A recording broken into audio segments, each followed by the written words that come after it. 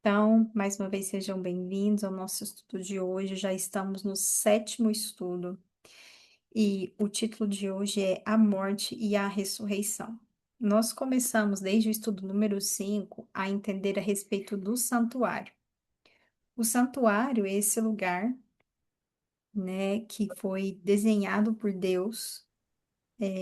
Primeiro foi feito no céu e depois esse modelo do céu ele foi mostrado para Moisés e Deus disse que ele deveria reproduzir esse modelo. Vimos que a construção desse santuário era uma forma de Deus desenhar literalmente o plano da salvação, os passos que Jesus daria no sentido da nossa salvação. E aqui nós estudamos sábado passado a respeito do primeiro móvel desse santuário, que foi o altar de sacrifício. Nós vimos sobre o verdadeiro significado do sacrifício de Jesus ali, quando ele se entregou por nós, quando os nossos pecados caíram sobre ele, e ele pagou o preço, né, pelo nosso pecado. Agora, nós vamos estudar a respeito da pia, que é o próximo móvel que está no santuário. Primeiro, para nós entendermos qual o significado dessa pia que havia ali logo depois do altar, ainda no pátio do santuário, precisamos ver o que significa água na Bíblia. Gostaria que um voluntário lesse para nós essa passagem. Oh, perdão. E no último dia, o grande dia da festa, Jesus pôs-se em pé e clamou, dizendo: Se alguém tem sede, que venha em mim e beba. Quem crê em mim, como diz a Escritura, rios de água viva correrão do seu ventre. E isso disse ele, do Espírito que haviam de receber os que nele crescem. Porque o Espírito Santo ainda não fora dado, por ainda Jesus não ter sido glorificado. Isso, então Jesus aqui ele está dizendo em um último dia de festa que eles tinham, de festa religiosa, que aquelas pessoas que crescem nele, elas teriam rios de água viva correndo no seu ventre. E o que que seria isso? Ele vai explicar, né? E isso disse ele do Espírito que haviam de receber os que nele crescem. Porque o Espírito Santo ainda não fora dado, por ainda Jesus não ter sido glorificado. Então, água na Bíblia é sinônimo do Espírito Santo. Vocês concordam comigo aqui, a partir desse texto? Sim. Então, qual foi a obra especial do Espírito Santo na vida de Jesus após a sua morte? O que que aconteceu ali? Porque nós estamos andando no santuário, de fora para dentro, e nós vamos ver que todos esses eventos, todos esses móveis, eles falam de eventos subsequentes. Então, água significa Espírito Santo. Nós queremos entender o significado dessa pia que vem depois do altar. Qual obra especial o Espírito Santo fez na vida de Jesus após a sua morte? Nós vamos ler Romanos 8:11. Preciso de um outro voluntário, por gentileza.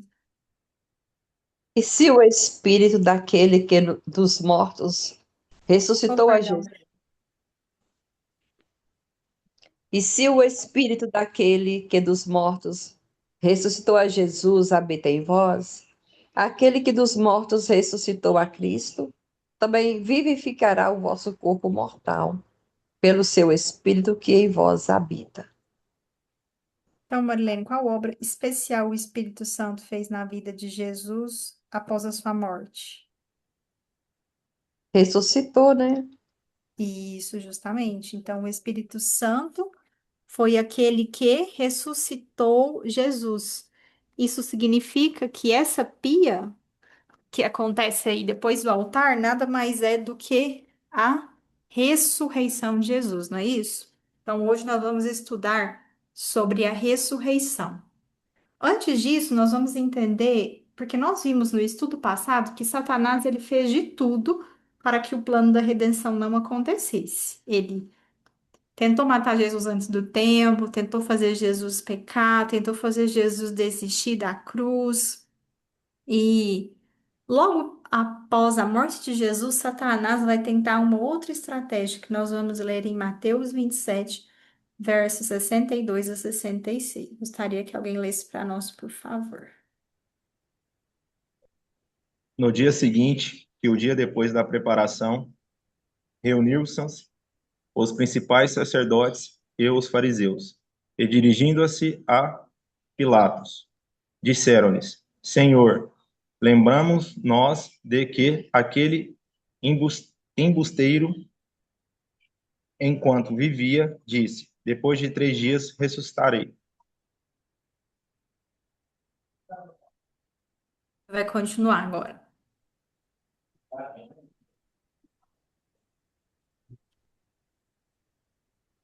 Ordena, pois, que o sepulcro seja guardado com segurança até o terceiro dia, para não suceder que, vindo os discípulos, o roubem e depois digam ao povo: ressuscitou dos mortos.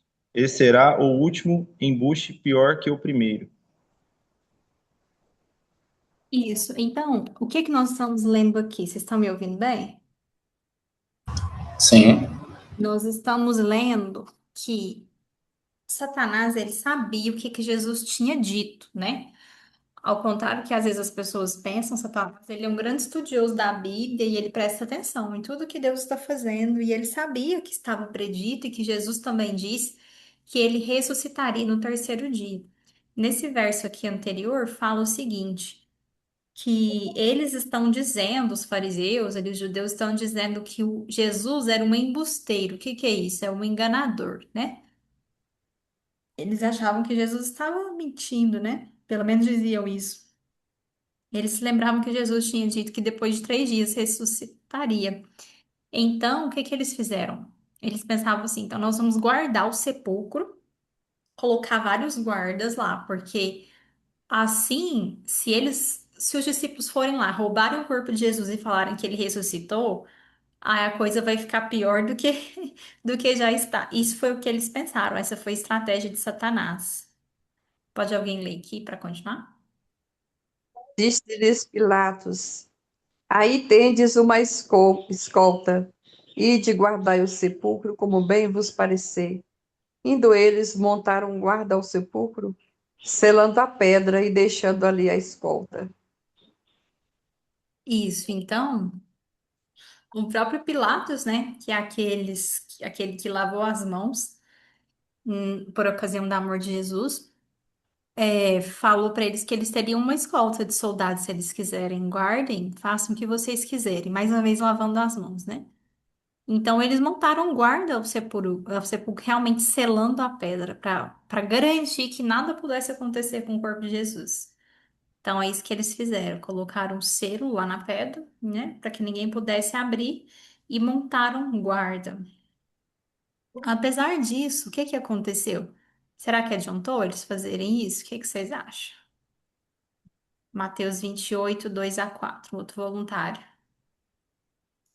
e eis que houve um grande terremoto, porque um anjo do Senhor desceu do céu, chegou-se, removeu a pedra e assentou-se sobre ela. O seu aspecto era como um relâmpago e a sua veste alva como a neve. E os guardas tremeram espavoridos e ficaram como se estivessem mortos. Isso. Então, o que que acontece? Deus manda um anjo do céu, faz haver um grande terremoto. Esse anjo remove a pedra e se senta sobre ela, né? E aí os guardas ficam tão sem reação que é como se eles estivessem mortos, não conseguem fazer nada, né? Diante de tanta demonstração de poder. Alguém para continuar a leitura agora de Marcos 16, 1 a 3. Passado o sábado, Maria Madalena Maria, mãe de Tiago e Salomé, compraram aromas para irem embalsamá-lo. E muito cedo do primeiro dia da semana, ao despontar do sol, foram ao túmulo. Diziam umas às outras: Quem nos removerá a pedra da entrada do túmulo? Isso. Então, aqui algumas mulheres, assim que passou o sábado, no primeiro dia de semana, no domingo cedo, elas foram ao túmulo para ver Jesus e para embalsamá-lo, né? Porque ele ainda não tinha recebido esse processo de embalsamar. Só que quando elas acabam pensando, mas como é que nós vamos abrir a pedra, né, da entrada do túmulo? Pode continuar. E olhando, viram que a pedra já estava removida, pois era muito grande. Entrando no túmulo, viram um jovem assentado ao lado direito, vestido de branco, e ficaram surpreendidas e atemorizadas.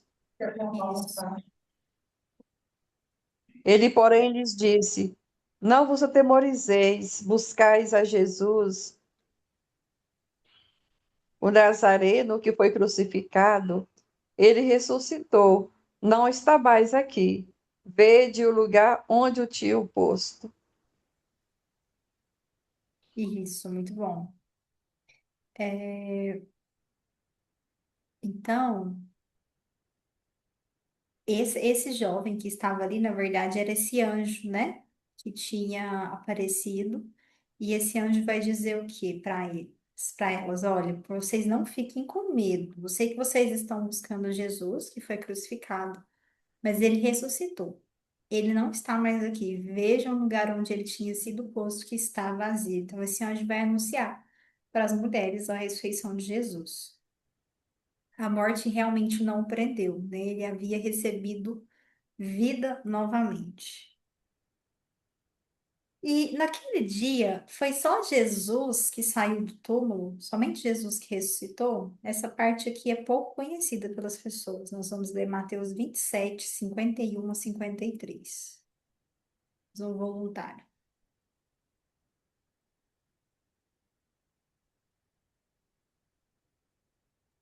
Eis que o véu do santuário se rasgou em duas partes, de alto a baixo. Tremeu a terra, federam-se as rochas, abriram-se os sepulcros, e muitos corpos de santos que dormiam ressuscitaram. Isso.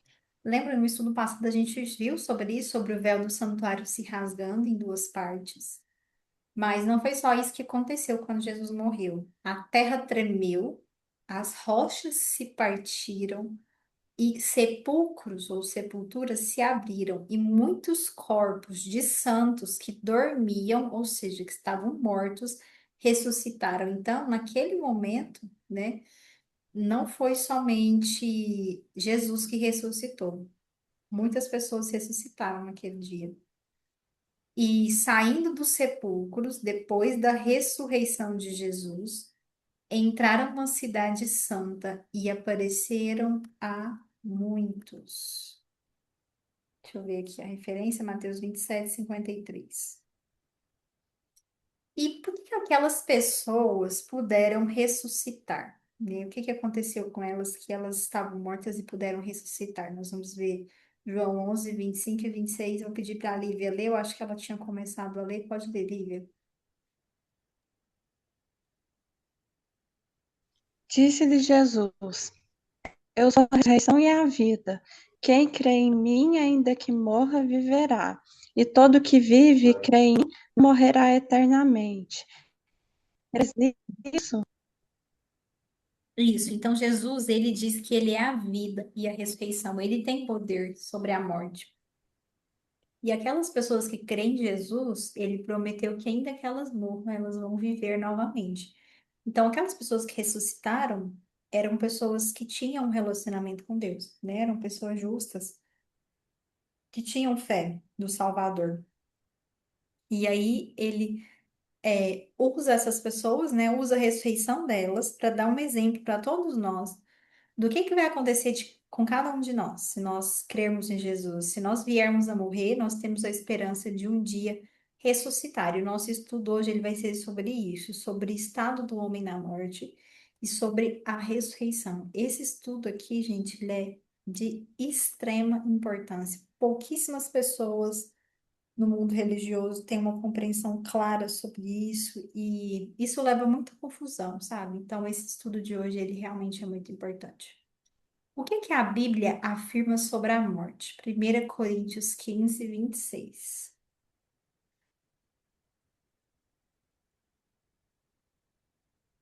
O último inimigo a ser vencido é a morte. Isso. Olha, então, assim, nós temos muitos inimigos a vencer, né? Satanás, o pecado, mas aqui fala que o último inimigo a ser vencido é a morte. Então, nesse processo que nós vamos ver da salvação, né, tudo isso que a gente vai ver dentro do santuário, a última coisa a ser vencida é a morte, é podermos realmente viver eternamente. A morte nunca foi plano de Deus, mas foi uma consequência, né, do pecado. Será que é importante nós estudarmos esse tema? 1 Tessalonicenses 4:13 vai trazer um vislumbre para nós da importância desse tema. Não queremos, porém, irmãos, que sejais ignorantes com respeito aos que dormem, ou seja, com respeito àqueles que estão mortos. Por quê? Para não vos entristecerdes como os demais, que não têm esperança. Então, as pessoas que não têm conhecimento a respeito disso, da morte, de como funciona, muitas vezes elas se entristecem, elas perdem a esperança. Porque ou elas acham que não tem mais chance de vida, ou às vezes ela acha que a pessoa está no inferno, sofrendo eternamente. Então, esse assunto é essencial. A gente precisa saber o que acontece com os que dormem. Vocês viram que essa expressão se repete, já se repetiu pela segunda vez? Comparando a morte ao sono, a gente vai ver que a morte é exatamente isso, um sono. Então, o que que é a morte segundo o dicionário? Se nós formos ler no dicionário Hawais, diz que morte tem a ver com o ato de morrer, né? É o fim da vida animal ou vegetal. Então, para a gente entender o que é a morte, nós precisamos ver o que é a vida, né? Já que é o fim da vida. E a vida, segundo a Bíblia, nós vamos ler duas passagens. Vamos ler João 1:4 e João 14:6. Consegue ler, Gabriel? A vida estava nele. Respondeu-lhe a Jesus: Eu sou o caminho da verdade e a vida. Isso. Então, uma passagem está dizendo que a vida estava nele, em Jesus, e na outra passagem, o próprio Jesus diz que ele é o caminho, a verdade e a vida. Então, Jesus, Deus, né, ele é a fonte da vida. E como que o homem, quando foi feito, recebeu a vida? De que forma isso aconteceu? Gênesis 2:7. Lívia, consegue ler?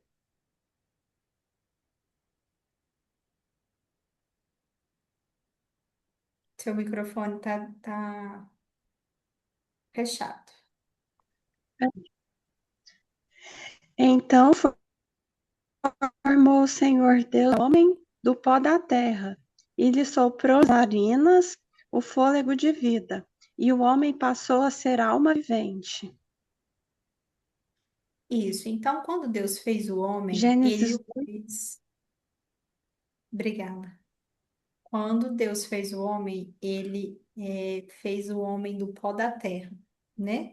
E soprou nas narinas o fôlego de vida, e o homem passou a ser alma vivente. Então, aqui no Gênesis 2:7, a gente tem uma equação, né? Deus pega o pó da terra, sopra nesse pó da terra o fôlego de vida e o homem se torna uma alma vivente. Primeiro elemento é esse, o pó da terra. Então, nós temos o mesmo elemento que o pó da terra tem: carbono, nitrogênio, cálcio, ferro, zinco, selênio, magnésio, tudo isso está na terra e está em nós também. E quando nós morremos, a gente vai ver que a gente volta para o pó da terra, né? Esses minerais voltam ali para o solo. Então, o primeiro elemento é esse, pó da terra. E o que que é o fôlego de vida que Deus sopra? Em Jó 33:4. Marilene, pode ler? O Espírito de Deus me fez, e o sopro do Todo-Poderoso me dá vida. Fôlego Isso. de vida é igual a energia vital. Isso. Então, assim, aqui fala do fôlego, né, de vida e fala do sopro. Fôlego e sopro é a mesma palavra, tá? Então, Deus, ele sopra, né, em nossas narinas esse fôlego ou essa energia vital. Acho que tem uma imagem aqui. É como se fosse uma lâmpada, né? Imagina que aquele boneco ali do pó da terra fosse uma lâmpada mais apagada. E aí, quando Deus sopra o fôlego de vida, é como se ele acendesse a luz, né? Porque ali aquela criatura se torna uma criatura viva. o termo hebraico ruá, né? Essa palavra, que é traduzida como fôlego, vento, espírito. Então, quando as pessoas falam de espírito, na verdade, o espírito, biblicamente falando, é esse sopro, esse fôlego de vida que está em nós. E o termo grego é pneuma, que significa também isso, soprar, né? O respirar. E isso é tão claro que quando a gente para de respirar, a gente para de viver, né? Então, realmente, a gente vê que esse fôlego de vida é o que nos faz viver. Então, as traduções possíveis para essas duas palavras é espírito. E o que acontece com esse fôlego de vida na morte? Quando nós morremos, o que acontece com esse fôlego de vida? Eclesiastes 12, 7. Pode ler, Gabriel. E o pó volte à terra, como era, e o espírito volte a Deus, que o deu. Isso. Então, quando nós morremos, o pó volta para a terra e o espírito que nós temos, que é o sopro, que é o fôlego de vida, ele volta a Deus, que o deu essa energia vital, volta a Deus. Então, pó da terra mais fôlego de vida, isso é igual à alma vivente, né?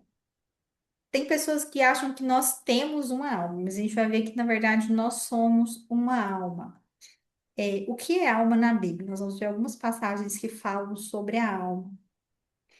É, essa palavra é usada em dois sentidos principais. O primeiro é como alma sendo uma pessoa. Quando fala 30 almas, está falando de 30 pessoas. A gente vai ver algumas passagens bíblicas que mostram isso. Por exemplo, Êxodo 12, 4 diz assim: Mas se a família for pequena para um cordeiro, então convidará ele o seu vizinho mais próximo, conforme o número das almas. Por aí calculareis quantos bastem por cordeiro. Então, está falando em número de almas ou em número de pessoas, certo? Aqui, em Atos 2:43 diz assim: Em cada alma havia temor, e muitos prodígios e sinais eram feitos por intermédio dos apóstolos. Então, em cada pessoa havia temor.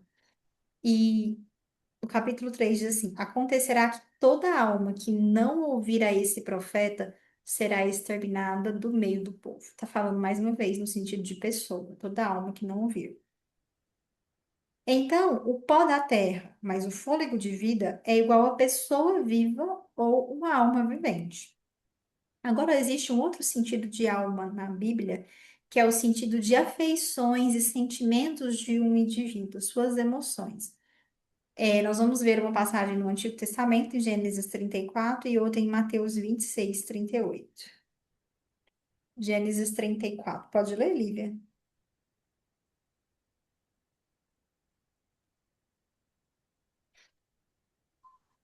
Nossa, sua alma se apegou a Diná, filha de Jacó, e a jovem, e falou-lhe ao coração.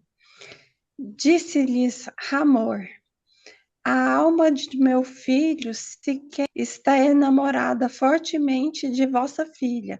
Peço-vos que lhe a deis por esposa. Isso. Então, aqui está falando de um homem, né? Chamado Siquém, que ele se enamorou, se apaixonou por essa moça chamada Diná. Então fala que a alma dele se apegou, se enamorou, ou seja, seus sentimentos, né, suas afeições se apegaram a essa pessoa. Então lhes disse: A minha alma, isso aqui é Jesus falando sobre ele mesmo. Então lhes disse: A minha alma está profundamente triste até a morte. Ficai aqui e vigiai comigo. Então Jesus também está falando dos seus sentimentos, das suas afeições, como que ele estava profundamente triste. Então vejam que na Bíblia a alma pode ter esses dois significados. Ou se refere a uma pessoa viva por completo, ou se refere às emoções ou afeições de alguém. Agora, a pergunta: será que a alma morre ou é eterna? Porque o que a gente mais ouve é que o corpo morre, mas a alma é eterna, né? Que a alma jamais morre. Será que isso é verdade? O que que a Bíblia tem a dizer sobre isso? Nós vamos ver Ezequiel 18, 20. Marilene, pode ler? A alma que pecar, essa morrerá. Isso.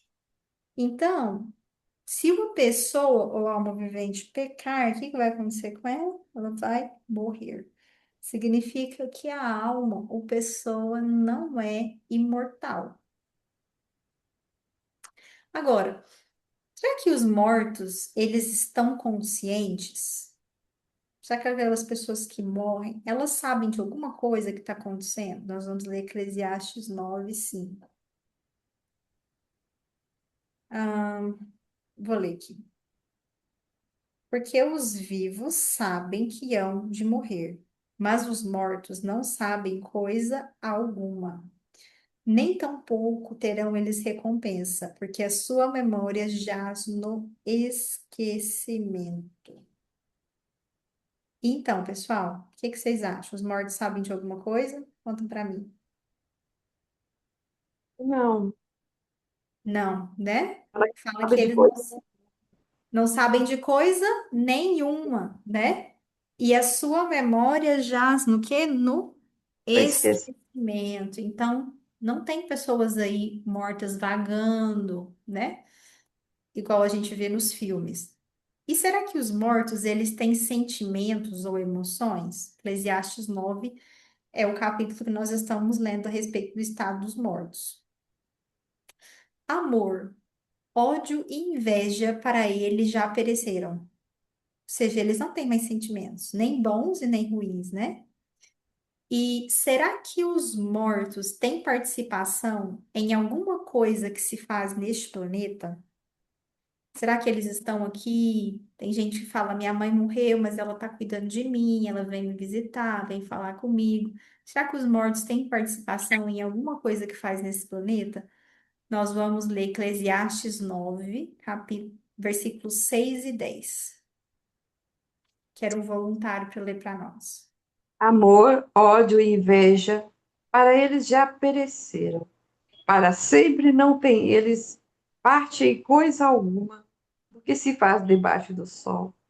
Tudo quanto tiver a mão para fazer, faze-o conforme as tuas forças, porque no além, para onde tu vais, não há obra, nem projetos, nem conhecimento, nem sabedoria alguma. Isso.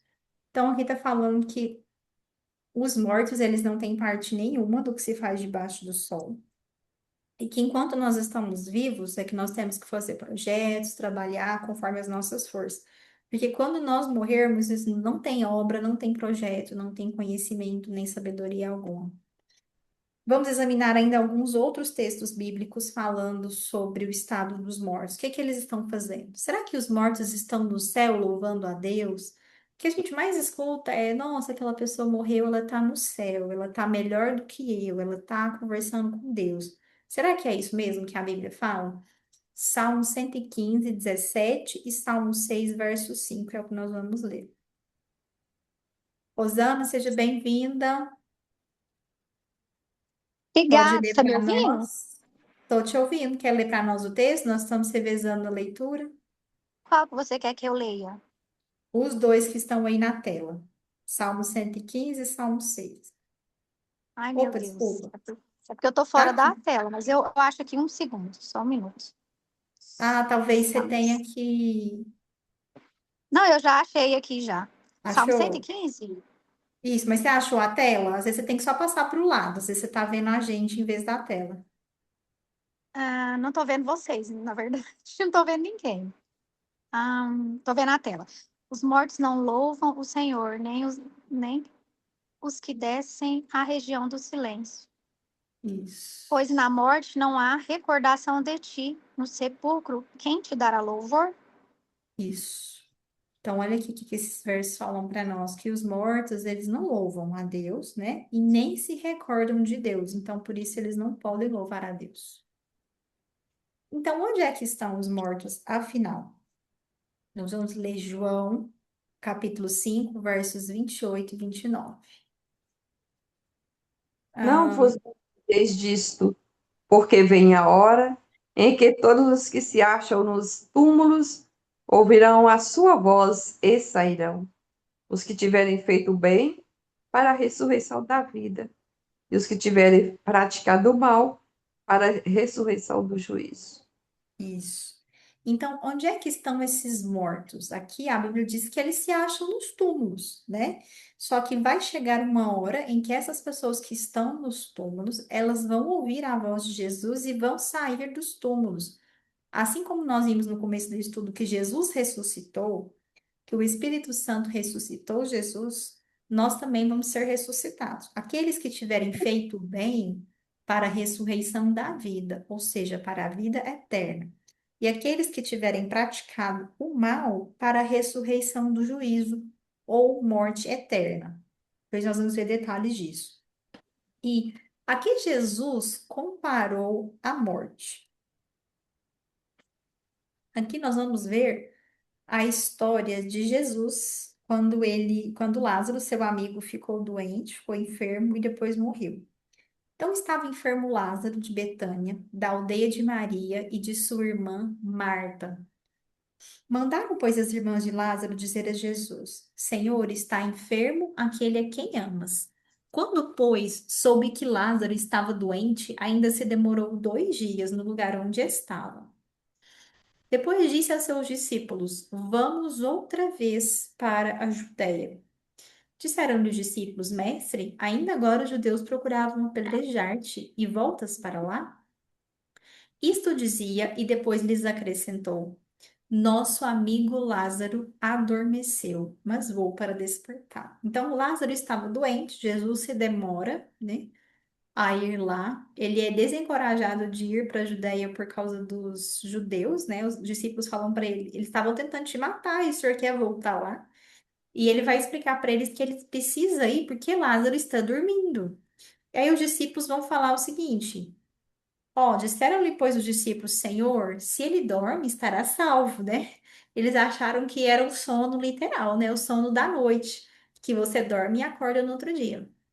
Jesus, porém, falara com respeito à morte de Lázaro, mas eles supunham que tivesse falado do repouso do sono. Então, quando Jesus disse que Lázaro estava dormindo, na verdade, ele diz que ele estava morto. Então, Jesus, ele compara aqui a morte com o sono. É como isso.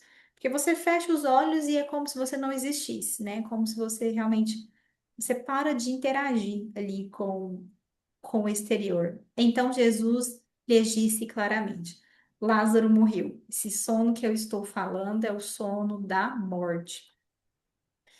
E muitas pessoas, elas têm o hábito, né, a prática de consultar espíritos de pessoas mortas. O que que a Bíblia tem a dizer a respeito dessa prática? Como Deus considera a prática de consultar os mortos? Vou pedir agora para a Lívia, o Gabriel ou o Fábio lerem para a gente. Pode ser o Fábio, já tem tempo que ele lê. Deuteronômio 18, 10 a 12.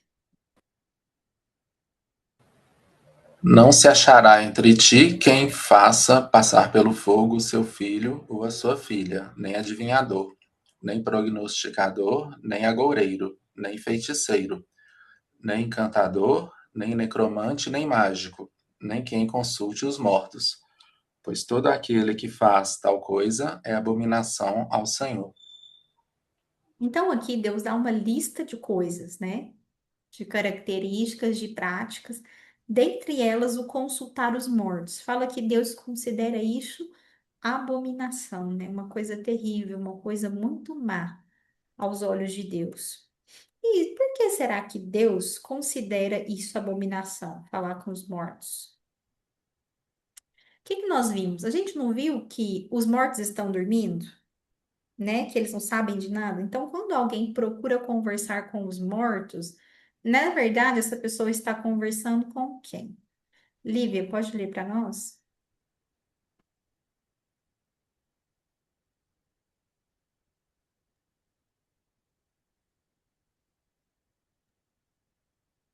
Mas o Espírito expressamente diz que nos últimos tempos apostatarão alguns da fé, dando ouvido a espíritos enganadores e a doutrinas de demônios.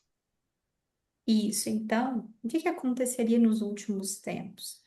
Algumas pessoas elas se afastariam da fé e elas dariam ouvidos a espíritos enganadores.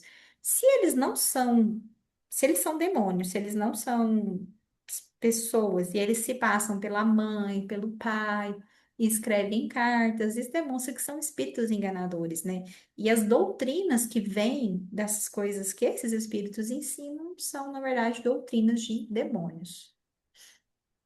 E agora eu vou ler para vocês 2 Coríntios 11, versos 14 e 15. E não é de admirar, porque o próprio Satanás se transfigura em anjo de luz. Portanto, não é grande coisa se os seus ministros também são transformados em ministros da justiça, cujo fim será conforme as suas obras. Então, aqui o que o texto está dizendo, o apóstolo Paulo, é que se o próprio Satanás ele se transforma em anjo de luz, quanto mais os seus anjos, né, os seus trabalhadores, se o chefe deles tem essa capacidade de enganar, de se transfigurar, imagina os outros anjos. Então, infelizmente, essas pessoas que estão consultando os mortos, na verdade, elas estão dando ouvidos a ensinos de demônios. E por isso que Jesus considera isso uma abominação. Qual deve ser a nossa fonte de conhecimento e iluminação? Como é que nós devemos aprender de Deus, da sua vontade, do mundo espiritual? Quem pode ler para nós aqui? Talvez o Gabriel. Aqui a gente vai ler Isaías capítulo 8, versos 19 e 20. E quando lhes vos disseram, buscai aqueles que possuem espíritos familiares, e por magos que piaram ou que murmuraram. Não deveria um povo buscar ao seu Deus? A favor do vivo consultará ao morto? A lei e ao testemunho? Se eles não falarem de acordo com esta palavra, é porque nenhuma luz existe neles. Isso. Então, quando o profeta está dizendo o seguinte, ó, quando eles disserem para vocês consultar espírito de mortos e tudo isso, será que o povo não deveria buscar o seu Deus? Como é que vocês vão consultar o morto a favor do vivo? Então, ele diz que a palavra tem que ser a lei e o testemunho. Lei e testemunho eram duas partes das escrituras, né, do Antigo Testamento. Então, ele está dizendo assim, vai na palavra de Deus. E se as pessoas falarem diferente para você, se as pessoas não falarem para você ir até a palavra, é porque não existe luz nessas pessoas. Infelizmente, elas estão andando em trevas. Qual que é a nossa única e real esperança contra a morte? Nós vamos ler 1 Coríntios 15, 16 a 18. Rosana, pode ler? Amiga, me perdoa, agora eu não consigo, tô almoçando. Ah, tudo bem, sem problema. Não queremos, porém, irmãos, que sejais ignorantes com respeito aos que dormem, para que para não vos entristecerdes como os demais, que não têm esperança.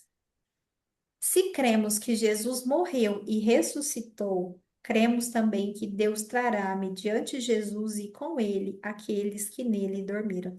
Então, nós não precisamos de falsas esperanças, nós não precisamos de nos consolar, tentar falar com o nosso parente que faleceu, porque nós temos a esperança de que, assim como Jesus morreu e ressuscitou, ele também, né, vai trazer aqueles que nele dormiram. Esses que dormiram em Cristo, eles também vão ressuscitar na ressurreição da vida eterna. Porquanto o Senhor mesmo, dada a sua palavra de ordem, ouvida a voz do arcanjo e ressoada a trombeta de Deus, descerá dos céus, e os mortos em Cristo ressuscitarão primeiro. Consolai-vos uns aos outros com estas palavras. Tem uma nova mensagem aqui. Amém. Isso. Então, nós temos essa bendita esperança da volta de Jesus. Esse estudo ainda não é sobre a volta de Jesus, nós vamos ver com mais detalhes como é que é a primeira ressurreição, como é que é a segunda ressurreição, mas nós temos essa esperança, né, de que assim como Jesus ressuscitou, nós também podemos ressuscitar. Jesus disse que eu sou a ressurreição e a vida, lá no começo, né, do estudo, e aquele que crê em mim, né, ainda que morra, viverá. Essa é uma esperança muito linda que nós temos. Poxa, eu achei que isso tudo ia durar mais tempo. Eu fiz ele bem grande, muitos slides, mas foi bastante rápido, graças à cooperação de vocês. Nós vamos fazer uma oração para encerrar, o estudo e a gravação, e vocês estão livres depois disso para fazerem perguntas, questionarem, porque eu acho que esse tema ele é bastante polêmico e fica rico a gente ter perguntas, tudo bem? Vamos orar então. Senhor nosso Deus, nosso Pai, nós queremos te agradecer pelas preciosas instruções da tua palavra, por tudo que aprendemos hoje. Nos dá paz no coração, Senhor, saber que não há espíritos de pessoas vagando por aí, que elas estão descansando, quer tenham sido más ou boas, elas estão descansando das suas obras, e que elas aguardam, Senhor, a ressurreição após o juízo.